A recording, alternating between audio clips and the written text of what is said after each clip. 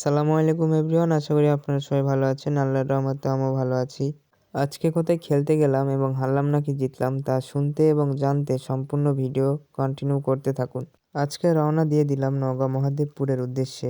আর বেশি কথা না বলে মূল ভিডিওতে চলে যাওয়া যাক। সরাসরি আমরা মাঠে চলে আসি। তো মাঠটা অনেক সুন্দর ছিল, মাঠ কমিটিকে এই জন্য অসংখ্য ধন্যবাদ। মাঠে এসে বেশি দেরি না করে ঝটপট মাঠে নেমে পড়ি। আজ এ খেলায় যে দুটি দল অংশগ্রহণ করবেন: সাপাহার বরন্দ ক্লাব নওগাঁ বনাম পরশা ফুটবল একাদশ নওগাঁ।